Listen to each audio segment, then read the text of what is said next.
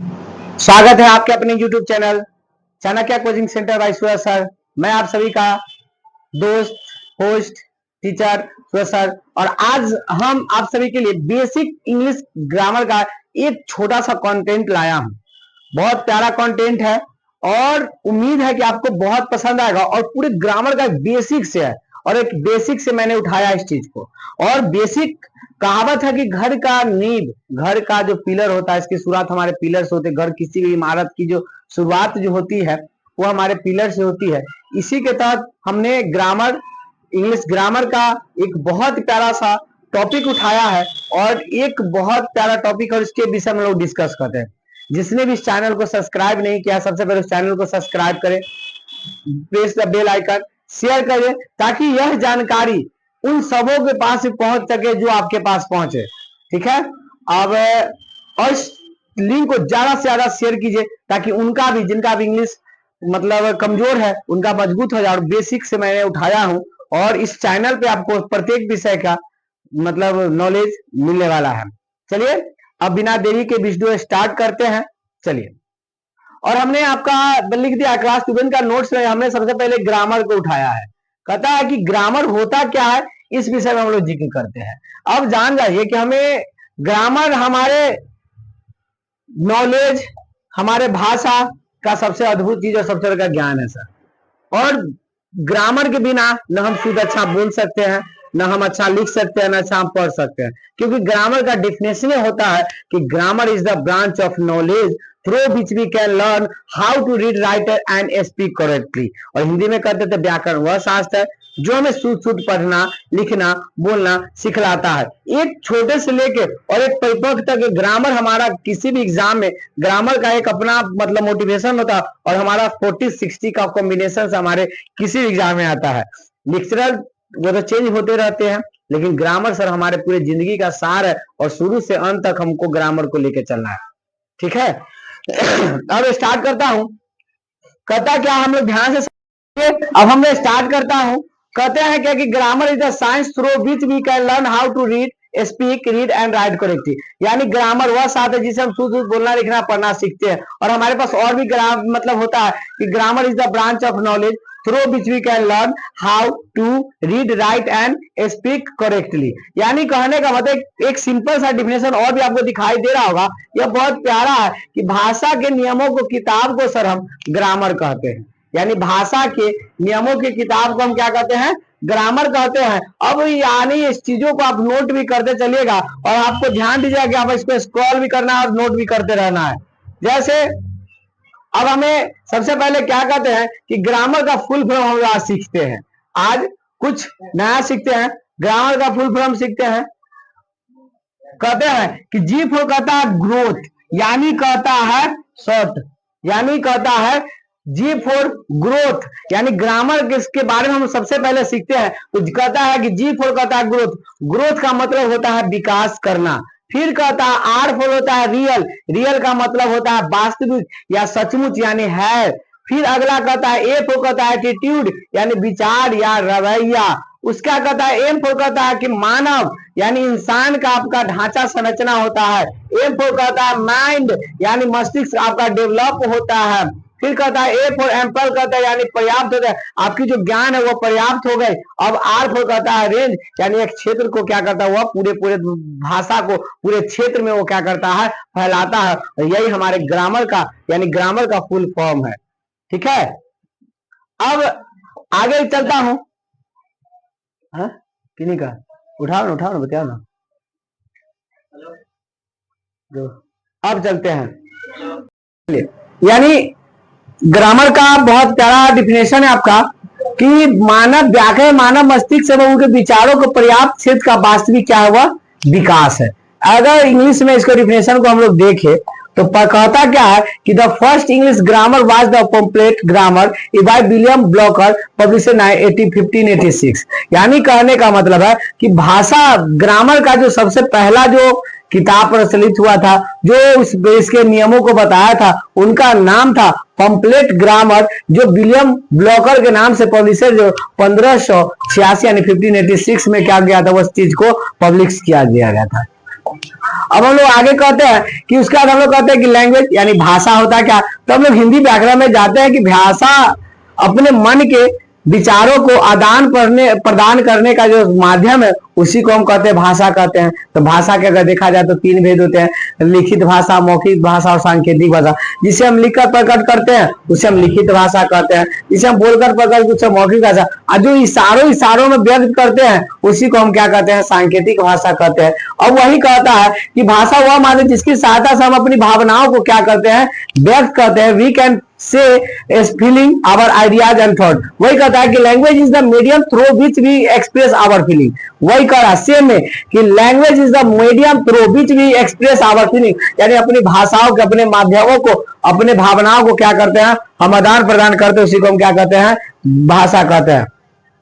अब लिटरेचर में क्या कहता है कि लिटरेचर क्या होता है, ऐसे समझना है कि जब हम अपनी भावनाओं को लिखित रूप से व्यक्त करते हैं उसे हम साहित्य कहते हैं।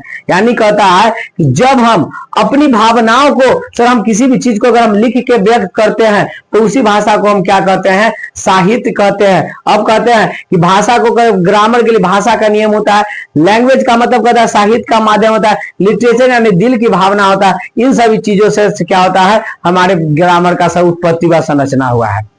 ठीक है, आप सभी से नोट डाउन करते चलिए और समझना है कि कैसे किस चीज का व्याकरण का हमारे लाइफ में कितना ज्यादा महत्वपूर्ण है। अब कहता है कि टाइप्स ऑफ ग्रामर, यानी ग्रामर के प्रकार। टाइप्स ऑफ ग्रामर में हम लोग कहते हैं कि देखना है कि हम लोग ग्रामर के कौन कौन प्रकार होते हैं। अब कहते हैं कि ग्रामर के टाइप विचार में कहते हैं कि इसको पहले कहते हैं ऑर्थोग्राफी होता है, जिसको हिंदी में हम कहते हैं वर्ण विचार कहते हैं। कहते हैं ग्रामर का वह भाग जिसके अंतर्गत वर्ण या अक्षर का अध्ययन किया जाता है। यानी कहने का मतलब, अभी कुछ विषय देख लेना, ग्रामर का वह भाग जिसके अंतर्गत वर्ण या अक्षर का क्या किया जाता है, या अध्ययन किया जाता है।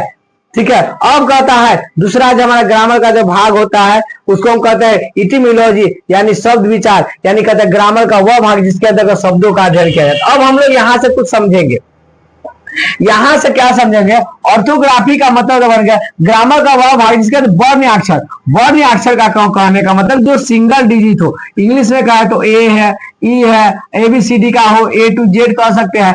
अब कहता है इटिमोलॉजी में क्या कहता है, शब्द विचार। कहता है ग्रामर का वह भाग जिसके अंतर्गत हम शब्दों का अध्ययन करते हैं, जैसे यहीं पर आ गया बैट आ गया, रैट आ गया। इसमें सर हम जहां पे हम शब्दों का अध्ययन करते हैं उसको हम सर इटिमोलॉजी कहते हैं। जिसमें हम लेटर्स का अध्ययन करते हैं उसको ऑर्थोग्राफी कहते हैं। उसका आगे होता है हमारा सिंटैक्स, हमारा तीसरा ग्रामर का भाग है वो सिंटैक्स है, इसको कहते हैं सर वाक्य विचार कहते हैं। यानी ग्रामर का वह भाग जिसके अंतर्गत वाक्यों का अध्ययन किया जाता है। वाक्यों का अध्ययन के लिए हम कह सकते हैं कि दिस इज ए डॉग, या दिस इज ए डॉग कह दिए तो हमारा जो हो गया, हमारा सिंटैक्स हो गया, इसको हम क्या कहते हैं, वाक्य विचार कहते हैं। अगला हमारा होता है, चौथा नंबर होता है पंक्चुएशन, जिसको हम लोग चिन्ह विचार कहते हैं। ग्रामर का वह भाग जिसके अंतर्गत चिन्हों और प्रतीकों का अध्ययन किया जाता है उसी को हम क्या कहते हैं, पंक्चुएशन कहते हैं। और हमारा अगला जो भाग है, अंतिम भाग है हमारा ग्रामर का प्रोसडी, जिसको हम कहते हैं छंद विचार। ग्रामर का वह भाग जिसके अंतर्गत कविता के नियमों का अध्ययन किया जाता है। यानी कहने का मतलब है फिर से हम अपने जो भी हमने पढ़ा उसको हम फिर से रिवीजन कर लेते हैं।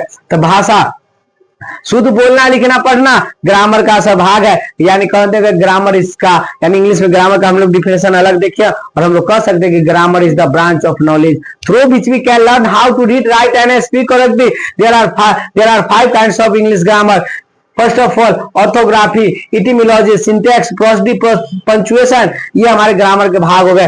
किसी में हमें वर्ण का सिंगल डिजिट का अध्ययन करना पड़ता है, किसी शब्द का, किसी सर हमको सेंटेंस का, फिर किसी का मतलब चिन्ह का, इन सभी चीजों के बारे में हमको सर अध्ययन करना पड़ता है। यही हमारे ग्रामर का सब भाग है। हमारे ग्रामर के मुख्य भाग अगर पूछा जाएगा तो 5 प्रकार होते हैं और ग्रामर का डिफिनेशन हम लोग देख चुके हैं कि हमारा क्या होता है। यही सब हमारे ग्रामर के सर प्रकार है और हमारे प्रकार। अब हम लोग ग्रामर के जैसे ग्रामर आ जाते हैं उसके नीचे हमको जस्ट नीचे आना पड़ता है, पढ़ना पड़ता है पार्ट्स ऑफ स्पीच। अब कहने का मतलब पार्ट्स ऑफ स्पीच कहते हैं कि शब्दों के भेद में पार्ट्स ऑफ स्पीच को कहता है कि there are 8 types of parts of speech. अगर हम लोग पार्ट्स ऑफ स्पीच का डिफिनेशन जाने तो हम लोग कह सकते हैं कि all the English words are divided into 8 group according to the work they do in a sentence. Each group is called parts of speech. आप फिर से अगर लिखना चाहते तो सुन लीजिएगा हमारी बात को, सुनिए। All the English words are divided into 8 group according to the work they do in a sentence, each group is called parts of speech. यानी कहने का मतलब कि शब्दों को भेद हुए पार्ट्स ऑफ स्पीच के साथ कितने भेद हैं? 8 भेद होते हैं। हम इन सभी चीजों को देखेंगे। अब हम लोग पूरे ग्रामर का, आपका जो आज का जो क्लास ग्रामर का, इसका पार्ट 1 पार्ट 2 आपको मिलेगा और उसमें सभी चीजों का जिक्र किया जाएगा कि डिस्क्रिप्शन में कि क्या क्या चीज पर जिक्र हुआ है। सर हमारा 8 प्रकार का कौन कौन था? सबसे पहले हमारा था नाउन, जिसको हम कहते हैं, क्या कहते हैं? संज्ञा कहते हैं। हम इन सभी चीजों पर बारीकी से पूरा अध्ययन करेंगे। उसका दूसरा होता है प्रोनाउन यानी सर्वनाम, तीसरा होता है एडजेक्टिव यानी विशेषण, चौथा होता है वर्ब, और नेक्स्ट होता है एडवर्ब, उसका preposition, conjunction, then interjection. There are 8 kinds of parts of speech, यानी हमारे इंग्लिश ग्रामर के 8 kinds of parts of speech होते हैं। Noun, pronoun, verb, adverb, preposition, conjunction, then interjection. आप सभी इसे नोट डाउन कर लीजिए, आपका इंग्लिश ग्रामर का बहुत बड़ा सार है।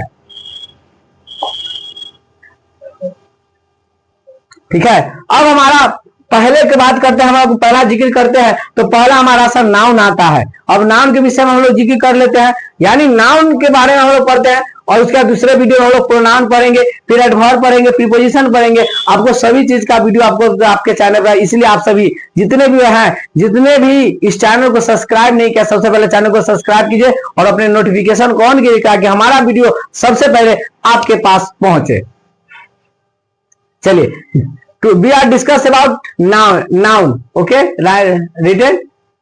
चलिए, अब कहने का मतलब है, नाउन को हम लोग बारीकी से समझेंगे।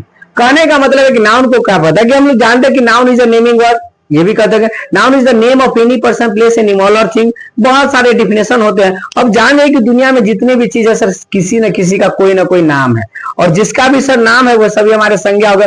वो माटी हो, हवा हो, धूप हो, पानी हो, दुनिया पॉलिथीन हो, दुनिया का कुछ भी सर, हमारे वातावरण, हमारे आसपास पाए जाने वाली जितनी भी चीज है, सभी कहीं ना कहीं किसी न किसी रूप में संज्ञा का है। हम संज्ञा के क्लासिफिकेशन कर सकते हैं कि मॉडर्न क्लासिफिकेशन, यानी नाउन को 2 भागों में, एक नॉर्मल भाग में बांटा जाता है, एक मॉडर्न क्लासिफिकेशन नाउन को भागा जाता है। अब मॉडर्न क्लासिफिकेशन नाउन में क्या, उसके 3 भाग होते हैं, प्रोपर नाउन, काउंटेबल नाउन और अनकाउंटेबल। अगर नॉर्मल तरीके से देखा जाए तो नाउन के 5 होते हैं, proper noun, common noun, material noun, abstract noun, then collective noun. इसे आप सभी देख सकते हैं। अब हमारा कहता है, नाउन कहता है कि the name of anything is called the noun. यही कहता है कि दुनिया का हर एक चीज जो नाम है वो सारे हमें नाम है वो याद करना। दूसरा डिफिनेशन लिखा है, noun is the name of a person, place, things, quality, condition and action. यानी बोलता है ना कि दुनिया का कोई भी चीज आप कर रहे तो सभी न कहें किसी न किसी रूप में सर नाउन है, इस बात को आप ध्यान दे लीजिएगा। कहता है किसी व्यक्ति, स्थान या वस्तु के गुण दशा को, क्रियाकलाप को हम क्या कहते हैं? हम नाउन कहते हैं। जैसे मुकेश व्यक्ति का नाम है, पटना प्लेस का नाम है, पेन थिंग्स का नाम है, ऑनेस्टी क्वालिटी का नाम है, इलनेस हमारा है ना, मोमेंट हमारा एक्शन का नाम है। इन सभी चीजों में सर नाउन छुपा हुआ नाउन ही है। अब कहते हैं, हमने बताया पहले, कहता है कि there are 5 kinds of noun. There are 5 kinds कहिए, there are 5 types of noun कहिए। यानी हमारा जो है नाउन का जो है मुख्यतः 5 भेद होता है, proper noun, common noun, material noun, abstract noun, then collective noun. ठीक है, अब हम लोग सबसे पहले आपको आपके जो भी आपका YouTube चैनल है, आप सभी जिसने भी चैनल को सर देख लीजिए, आपका ऑफलाइन ऑनलाइन बैच अवेलेबल है। मैं सूरज सर आप सभी के बीच, यह हमारा संस्था जो छतवारा चौक पर अवस्थित है। ठीक है, छतवारा चौक, मोगा वैशाली। आप सभी चाहना क्या कोचिंग सेंटर, आप ऑफलाइन ऑनलाइन हमसे किसी भी माध्यम से आप जुड़ सकते हैं। आपका सब वेलकम, मैं दिल से धन्यवाद आभार व्यक्त करता हूं। ठीक है, अब हम लोग प्रोपर नाउन के बारे में पढ़ते हैं कि प्रोपर नाउन होता क्या है। अब प्रोपर नाउन को कहते हैं, क्या कहते हैं इसको सर? हिंदी में कहते हैं व्यक्तिवाचक संज्ञा। यानी मान लेते हैं कि हमको समझना है कि प्रोपर नाउन है क्या। पहले आने से पहले मैं समझा देता हूँ कि आप किसी कक्षा में बैठे हुए, अकॉर्डिंग आप किसी कक्षा में या घर पे, अगर मैं आपका मान लेते हैं आपका नाम मोहन हो गया, सीता हो गया, राधा हो गया। अगर मान लेते कि आपकी फैमिली में बहुत सारे मेंबर है, वोमेन है, अगर मैं राधा कहूं तो सिर्फ उठ के राधा आएंगे, सीता कहूं तो सिर्फ उठ के सीता आएंगे, राज कहूं तो सिर्फ उठ के क्या आएंगे? राज आएंगे। ऐसा नहीं कि सर जिसको बुलाया ना जाए वो नहीं है, सभी नहीं आ जाएंगे। वही हमारा प्रोपर नाउन हो गया, यानी खास, किसी खास व्यक्ति या वस्तु का बोध होता है, किसी खास नाम, वही कहते हैं कि किसी खास व्यक्ति, स्थान या वस्तु का बोध होता है, उसी को हम प्रोपर नाउन कहते हैं। जैसे Mukesh, India, Bharat, etc.. Sir India के बारे, देश के बारे में कहा तो सभी देश है, लेकिन मैं इंडिया की बात करूं, इंडिया कहूं, हिंदुस्तान कहूं तो वह खास हो गया। मैं पानी की बात को अलग है, लेकिन गंगा नदी की बात करूं वो हमारे लिए खास है कि वो एक है, वो हमारा बिहार। मैं राज्यों की बात करूं तो बहुत 28 राज्य है, 7 केंद्र शासित है, 28 राज्य 29 राज्य है, लेकिन मैं बिहार की बात करूं तो सिर्फ प्रॉपरली वो बिहार के बारे में मैं जिक्र कर रहा हूं। यानी कहने का मतलब है किसी खास व्यक्ति स्थान के वस्तु को नाम का हम क्या कहते हैं सर, संज्ञा कहते हैं। इस बात को ध्यान रखिएगा। चलिए अब आगे चलता हूं, कहता है कॉमन नाउन में क्या कहता है, जिस नाम से व्यक्ति स्थान वस्तु की पूर्ण जाति का बोध उसे कॉमन नाउन कहते हैं। अब इस चीज को जिक्र करते हैं, यानी कॉमन नाउन का मतलब है पूरी जाति का। जैसे आप कई क्लास से बैठे और हम कहें कि रे बच्चा सब इधर आओ, नहीं सॉरी लड़का सब इधर आओ, इस क्लास में लड़का लड़की मिक्स है तो फिर भी उसमें से सर उठ के कौन आएगा, लड़का आएगा। मैं कहूँ लड़की सब इधर आओ तो लड़का। अगर मान 2-4 क्लास है तो हम कहेंगे क्लास 5th वाले बच्चे आए, 7th वाले बच्चे आए, तो सिर्फ 7th वाले आएंगे, तो मैं किसी एक को नहीं कहूँ, उसकी पूरी जाति को समेट रहा हूँ। इसी को क्या कहते हैं हम, जातिवाचक संज्ञा कहते हैं। वही किसी क्या कहता है, किसी व्यक्ति स्थान वस्तु के संपूर्ण जाति का बोध होता है। जैसे मैन कहेंगे आदमी सब यहाँ जितने आदमी आ जाएंगे, स्कूल कहेंगे तो सभी स्कूलों का जिक्र हो जाएगा। ओ मैन औरत बुक की टीसी। चलिए अब नाउन का हमारा जो तीसरा भेद है वो हमारा कलेक्टिव है, जिसको कहते हैं समूहवाचक संज्ञा। कलेक्ट यानी जमा करना, इकट्ठा करना। कहता है कि जिस नाम से समूह का बोध हो, जिस नाम से समूह का बोध है उसे हम कॉमन नाउन भी कहते हैं। इसको हम क्या कहेंगे सर, यहाँ पे इधर है, इसको हम कलेक्टिव नाउन कहते हैं। जैसे मॉब, मॉब का मतलब सर क्या होता है, भीड़ होता है। क्लास यानी वर्ग होता है, यानी आर्मी, सेना, कैटल यानी मवेशियों का जो झुंड होता है, वो हमारे सभी जो होते हैं वो क्या हो गए, हमारे कलेक्टिव नाउन के उदाहरण हो गए। अब गागरा कहता है मेटेरियल नाउन। मेटेरियल नाउन का मतलब होता है सर द्रव्य वाचक संज्ञा। कहता है कि मापने तोलने वाले नाउन को हम मेटेरियल यानी कह सकते हैं कि जिसे मापा या तोला जा परंतु गिना ना जा सके। चीनी को क्या आप गिन सकते, काउंट कर सकते हैं, देख लेते हैं। यानी कहने का मतलब उसको गिन सकते हैं। जैसे टी, कॉफी, घी, सॉइल, ये हमारे सब इरादे क्या हो गए, मेटेरियल नाउन है कि इसके बस इसको हम सब माप या तोल सकते हैं परंतु हम गिन नहीं सकते। वैसे चीज को हम क्या कहते हैं सर, मेटेरियल नाउन कहते हैं। इस बात को ध्यान रखिए। और हमारा लास्ट टॉपिक है एब्स्ट्रैक्ट नाउन।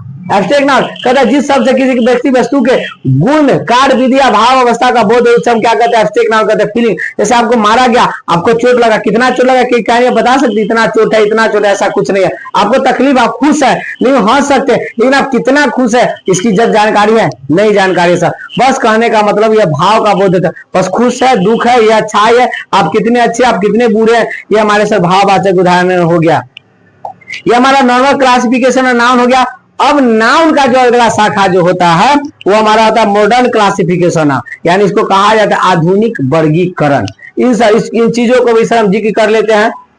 देखिए इसके 3 भेद होते हैं सर। इनके आज का मतलब इनके 3 भेद होते हैं। मैंने पहले बताया proper noun, countable noun, then uncountable noun. अब कहता है कि आधुनिक अंग्रेजी ग्रामर के अनुसार नाउन के 3 प्रकार होते हैं। आधुनिक मॉडर्न क्लासिफिकेशन ऑफ नाउन कहता है। प्रोपर नाउन वही जो पहले वाला डिफिनेशन है वही रहता है, किसी खास व्यक्ति स्थान का बोध होता है, लेकिन इसमें काउंटेबल, काउंट का मतलब होता है गिनती करना। कहता है जिस नाउन को गिना जा सके उसी को हम क्या कहते हैं, काउंटेबल नाउन कहते हैं। उसके बाद जैसे मैन, स्कूल, आर्मी, कैटल, ये हमारा सब जितने चीज जिसको हम गिन सकते हैं, that noun which we can be counted it is called countable noun. That noun which we can not be counted it is called uncountable noun. यानी जिस नाउन को हम गिना नहीं जा सकता, जैसे कॉफी को गिन सकते हैं, honesty, braveness, oldness, beautiness, smartness, ये बहुत सारे चीजों है कि जिसको हम गिन नहीं सकते हैं, वो हमारा सर क्या हुआ, अनकाउंटेबल नाउन हुआ। ठीक है, आप सभी इसे पूरे ढंग से नोट कर लीजिए। हमारा यह आज का मतलब ये हमारे आज हमने पढ़ा ग्रामर के बारे में पढ़ा। इस वीडियो पार्ट 1 हमने ग्रामर पढ़ा, नाउन पढ़ा, पार्ट्स ऑफ स्पीच पढ़ा, नाउन के मॉडर्न क्लासिफिकेशन नाउन को पढ़ा, और हमारा इसका नेक्स्ट वीडियो आपके बीच जल्द आएगा। इसलिए आप सभी जिसने भी नए चैनल को सब्सक्राइब किया, सबसे पहले चैनल को सब्सक्राइब कीजिए and press the bell icon. Bye bye.